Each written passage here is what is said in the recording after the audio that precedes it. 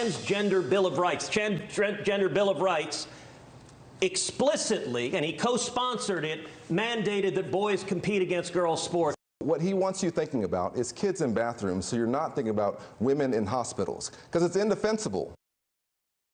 All right, welcome back here to the Hill on NewsNation. I'm Blake Berman. That, of course, the Texas Senator Ted Cruz, his Democratic opponent, Congressman Colin Allred, in the state of Texas, going after each other during last night's Senate debate. Transgender athletes participating in women's sports has become a key and sensitive issue. With 20 days left to go until Election Day, for example, here's the Wall Street Journal editorial board calling transgender sports a 2024 sleeper issue. Joining us now here on the Hill, NewsNation national correspondent Elizabeth Prann, who was watching that debate last night. And as we saw there, Elizabeth, those two candidates went at it on this issue. The impact of the presidential race could be what? Like, it would be foolish to take any voting block for granted, right? And if early voting is any indication, people are very eager to get out and get their voices heard. And you can talk about some of these top issues, such as immigration and the economy, but if you look at the money that is being spent, let's look at former President Donald Trump's campaign. With only 20 days to go, he's focusing on cultural issues, specifically transgender rights. So if we look at some of this Gallup polling, right, it says that 90% of people feel that it's very important or extremely important to focus on the economy. But transgender in that poll, transgender rights, is right around 38%. So you would think in the 20 days, what would they be spending their money on? Perhaps things like the economy. The campaign is really spending on this issue. More than Bidenomic attacks, more than taxes, and more than fracking. If you look at some of the data by ad impact, $65 million spent on ads, $30 million in just the past 4 weeks, and then $9 million in battleground states such as Pennsylvania, North Carolina, Georgia, and Wisconsin.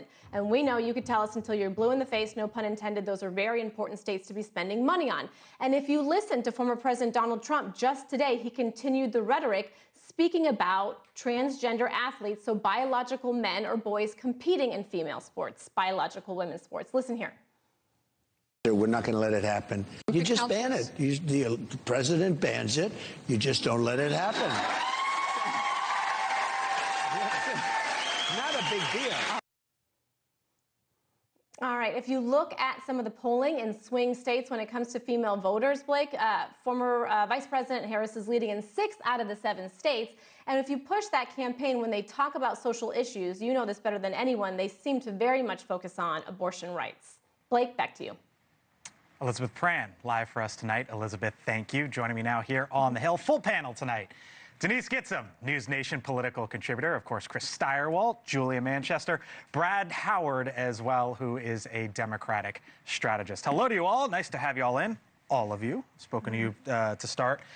I text Howard yesterday, and I'm like, Brad, what you got? Because Brad was coming on the show. And you said to me, out of nowhere, you randomly said to me, I think this is an issue that Democrats are not taking seriously enough. And you agree that you think it's a sleeper issue. Absolutely. I think in particular, too, what the issue of transgender rights, I think most voters support the rights of every American, including trans people, but where it starts to encroach about where it starts to raise concerns is when it affects their children in a negative way. So in this, youth sports is the perfect example of that.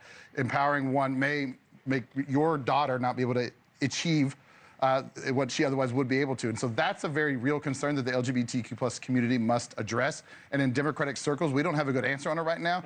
You saw Colin Allred get attacked by it. What the vote is referencing is the Equality Act, which basically is an act that says you can't be fired for being LGBTQ and other things. And one of them was around, you know, funding for Title IX. The president can't outright ban trans people from competing in youth sports, but they can add strings attached to Title IX funding, and that's critical to a lot of the sports around the country. You talked to the Allred team. What are they saying about that? They feel great about last night's debate. I think in both the nonverbal physicality of the debate, Colin Allred looked very firm, strong, powerful in comparison, and his way of positioning Ted Cruz is, you know, not as masculine and he tries to appear. And I think particularly the reference to January 6th, that Colin Allred was ready to physically defend the door of the House while he was in a supply closet, I think was probably his high moment.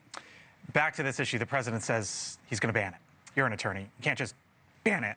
I mean, unless unless he goes after like Department of Education funds. I don't even know We're how. in campaign mode. Does anything matter? You can say whatever you want. This is an appeal to votes. That's all it is.